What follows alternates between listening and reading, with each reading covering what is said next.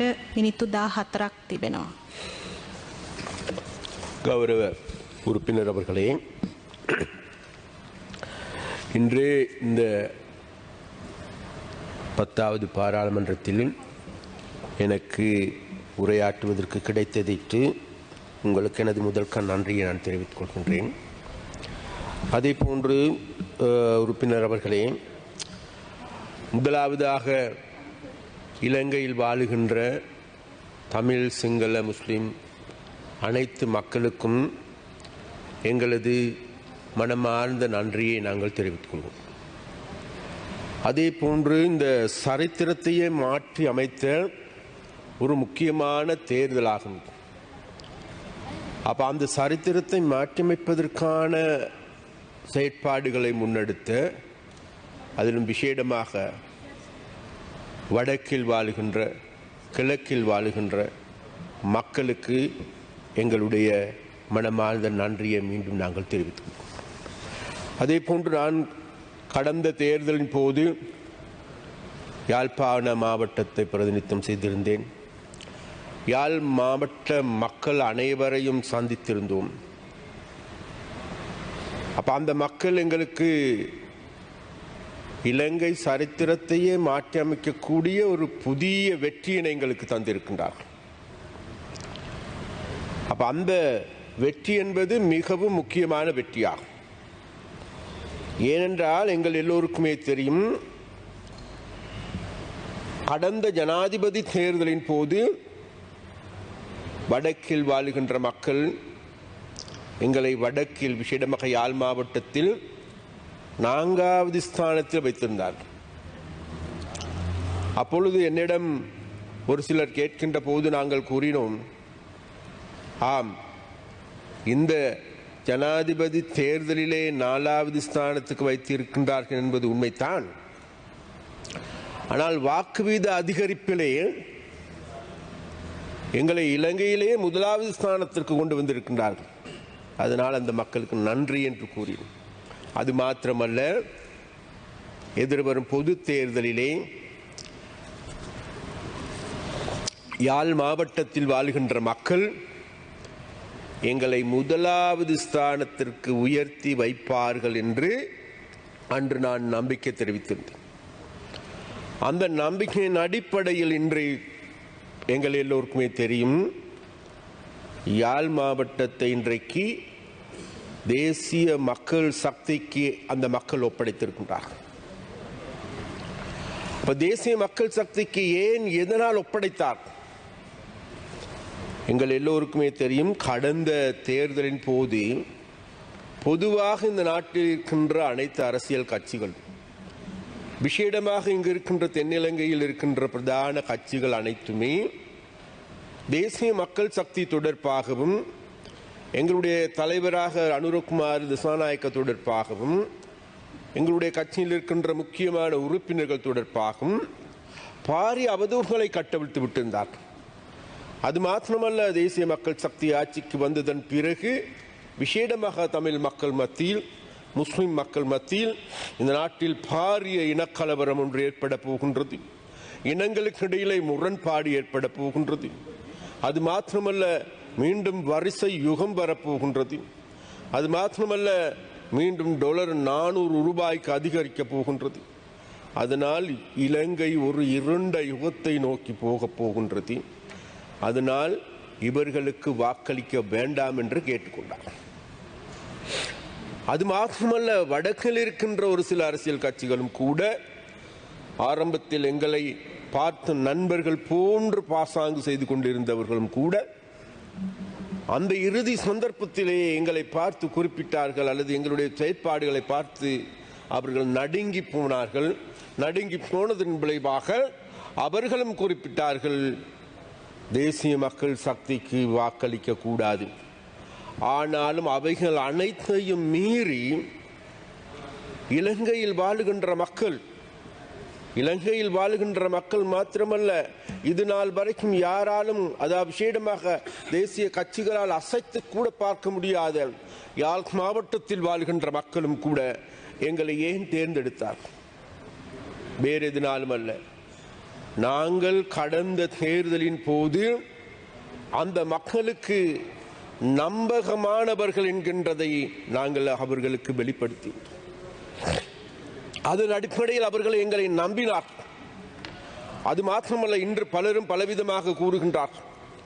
நாங்கள் அன்று அதை செய்யவில்லை, இதை செய்யவில்லை என்று இன்று எங்களுக்கு குறை கூறுகின்றார். ஒரு சிலர் இருக்கின்ற தமிழ் உறுப்பினர்களுடைய பேசுகளின் போது எங்களுக்கு தெரிகின்றது, ஒரு சில ஊடகங்களின் செயற்பாடுகளை பார்க்கின்ற பொழுது எங்களுக்கு தெரிகின்றது, அதாவது இந்த 13வது திருத்தத்தை பற்றியோ அல்லது இவைகளை பற்றி இப்பொழுது புதிதாக பேசுபடு பொருளாக மாறியிருப்பதையும் காணக்கூடியதாக இருக்கும். ஆனால் ஒன்று எங்களுக்கு மறந்துவிடக்கூடாது, யாழ்ப்பாணத்திற்கே விஜயம் செய்த எங்களுடைய ஜனாதிபதி அவர்கள் அன்று அங்கு நடைபெற்ற கூட்டத்தின் பொழுது, வீரசிங்க மண்டபத்தில் நடந்த கூட்டத்தின் பொழுது அவர்கள் மிக தெளிவாக குறிப்பிட்டார்கள், வேறு எதுவுமல்ல, இங்கு நாங்கள் வந்திருப்பது ஒரு 13ஐ தருவதற்கோ பெடரலை தருவதற்கோ அல்லது வேறு எது விதமான இதுகளை தருவதற்கோ அல்ல. ஆனால் அது அந்த வகையிலான கொடுக்கல் வாங்கல் அல்ல இன்றைக்கு எங்களுக்கு தேவைப்படுகின்றது.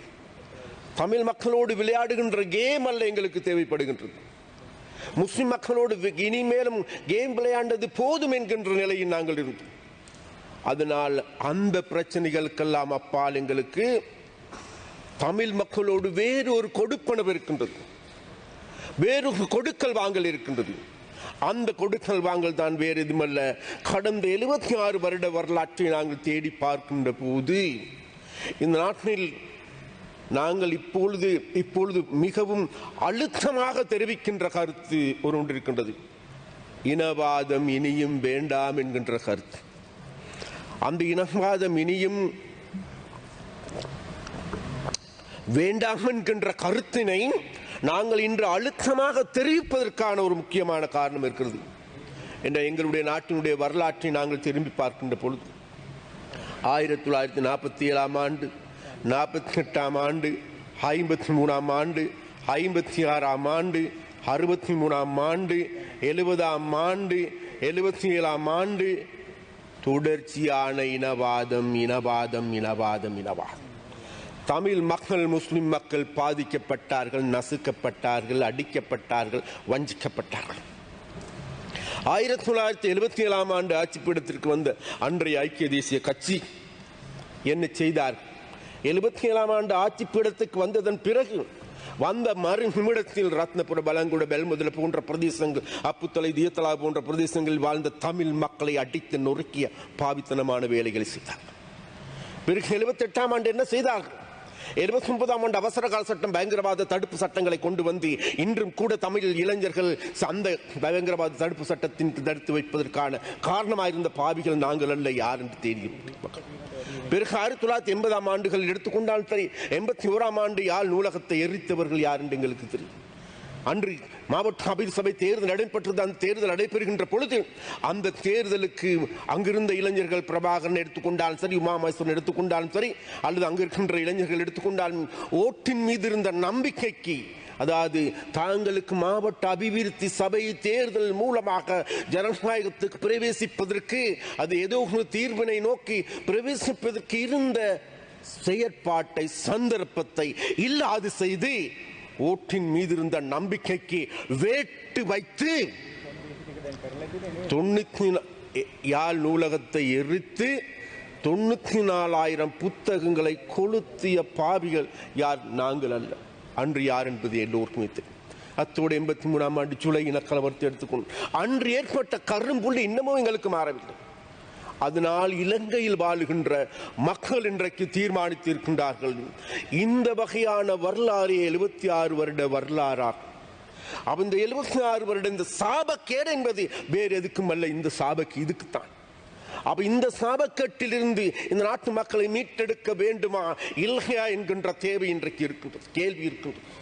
அப்ப அந்த கேள்விக்கான பதிலாகவே இலங்கையில் வாழ்கின்ற மக்களும் குட்ட சதா காலமும் குனிந்து கொண்டிருக்கின்ற மக்கள் அல்ல, நாங்களும் இவைகளை புரிந்து கொள்ள முடியும். எங்களுடைய அரசியலை புரிந்து கொள்ள முடியும். அரசியல்வாதிகளுடைய லஞ்ச ஊழல் மோசடி அதிகார துஷ்பிரயோகங்கள் அனைத்தையும் புரிந்து கொள்ள முடியும் என்பதை மக்கள் தாங்களுடைய வாக்களிப்பின் மூலமாக விடையளித்திருக்கின்றார்கள். அந்த விடையளிப்பின் காரணமாகவே முழு நாட்டில் வாழ்கின்ற மக்களும் இன்றைக்கு தேசிய மக்கள் சக்தியை அரவணைத்துக் கொண்டிருக்கின்றார்கள். அந்த அரவணைத்துக் கொண்ட மக்களை நாங்கள் அகால தழுவிக் கொள்வதற்கு தயார்.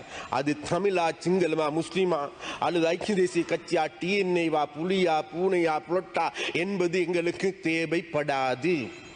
அந்த வகையில் அனைவரையும் அரவணைத்துக் கொண்டு இந்த நாட்டை கட்டி எழுப்ப வேண்டும் என்கின்ற தொனிப்பொருளின் கீழிருந்து நாங்கள் செயல்படுகின்ற ஒரு இயக்கமா. அந்த அவ்வாறு நாங்கள் செயல்படுகின்ற போது தான் நாட்டுக்கு தேவைப்படுகின்றது கொள்கை. அந்த கொள்கை வேலை திட்டம் இருக்கின்ற ஒரே கட்சி தேசிய மக்கள் சக்தியாகும். அந்த தேசிய மக்கள் சக்தியினுடைய வேலை திட்டம் கொள்கை பிரகடனத்தினுடைய உரைக்காகவே கடந்த வாரம் எங்களுடைய தலைவரும் எங்களுடைய ஜனாதிபதி அனுர குமார் திசாநாயக்க அவர்கள் இந்த சபைக்கு உரையாற்றினார்கள். அந்த உரை தொடர்பாக அவர்களுடைய விளக்குரை தொடர்பான விவாதமே இன்று இடம்பெற்றுக் கொண்டிருக்கிறது. அந்த விவாதம் இடம்பெற்றுக் கொண்டிருக்கின்ற போது இங்கிருக்கின்ற ஒரு சில கட்சிகள் கடந்த காலங்களில் செய்ய வேண்டிய அநியாயங்கள் அனைத்தையும் செய்தவர்கள், எமது நாட்டை வறுமை பிடிக்குள் தள்ளியவர்கள், எமது நாட்டை கடன் மேட்டை உயர்த்தியவர்கள், எமது நாட்டினுடைய கலாச்சாரத்தை சீரழித்தவர்கள், அதிலும் வடக்கில் அதி மோசமான நிலைமை ஏற்படுத்தியவர்கள் இன்று எங்களை பார்த்து கூறுகின்றார்கள், நாங்கள் ஆட்சி பீடத்திற்கு வந்து இன்னும் 10 நாள் ஆகவில்லை. அந்த 10 நாளுக்கு இடையில் நாட்டில் 76 வருடங்களாக இருந்த 76 வருடங்களாக இந்த நாட்டை நாசம் செய்தவர்கள் எங்களை பார்த்து கேட்கின்றார்கள், நீங்கள் பிரச்சனையை தீர்த்து விடுங்கள். ஆகவே சபைக்கு தலைமை தாங்குகின்ற உறுப்பினர் அவர்களே, அப்ப இவ்வாறான பிரச்சனைகள் ஊடாகவே இன்று எங்களுடைய இந்த விவாதம் இடம்பெறுகின்றது. அந்த விவாதத்தின் பொழுது ஒரே விடயத்தை மாத்திரம் நான் இறுதியாக கூறலாம் என்று நினைக்கின்றேன். விசேடமாக இன்றைக்கு எங்களுக்கு எல்லோருக்குமே தெரியும், அண்மையில் ஏற்பட்ட பல்வேறு பிரச்சனைகள் இருக்கின்றது. நாட்டு மக்கள் இன்றைக்கு விசேடமாக மலையகத்தில் வாழ்கின்ற மக்கள், எங்களுடைய பரம்பரை 200 வருடங்களுக்கு மேலாக இன்னமும் கூட கொத்தடிமைகளாட்டம் வாழுகின்ற மக்கள். அவ இந்த நிலைமையில் இருந்து இந்த நாட்டு மக்களை மீட்பார்கள் என்று அங்கிருக்கின்ற தமிழ் அரசியல்வாதிகளை அல்லது தொழிற்சங்கவாதிகளை நம்பினார்கள். அந்த நம்பிக்கையின் அடிப்படையில் அவர்கள் கடந்த காலங்கள் பல்வேறு செயற்பாடுகளை முன்னெடுத்தார்கள். ஆனால் அவைகள் அனைத்தும் இன்றைக்கு ஒன்றுமே செய்ய முடியாத கைவிடப்பட்ட நிலையிலே இருக்கும்.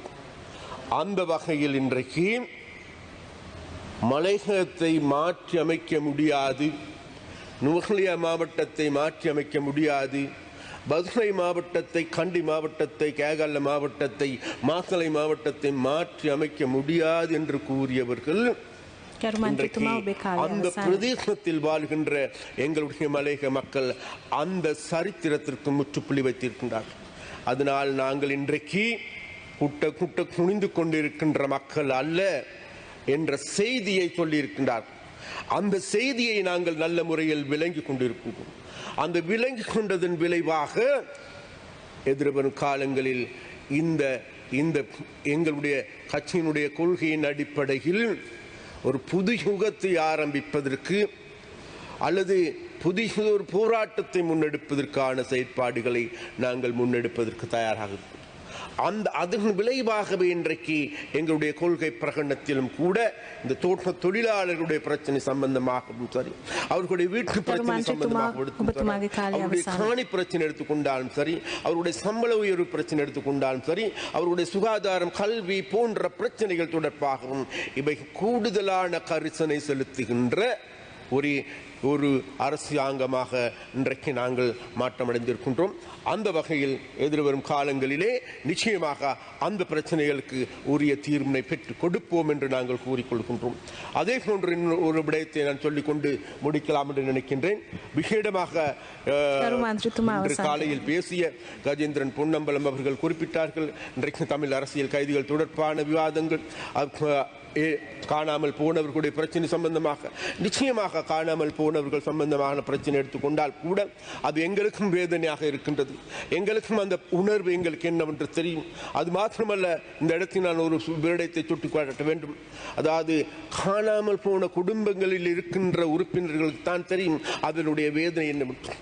அந்த வகையில் இந்த கௌரவ சபையை பிரதிநிதித்துவம் செய்கின்ற நாட்டில் இருக்கின்ற உயர் பதவியில் இருக்கின்ற எங்களுடைய ஜனாதிபதி அவருடைய சகோதரனும் கூட 1988ஆம் ஆண்டு காணாமல் போயிருக்கின்றார்.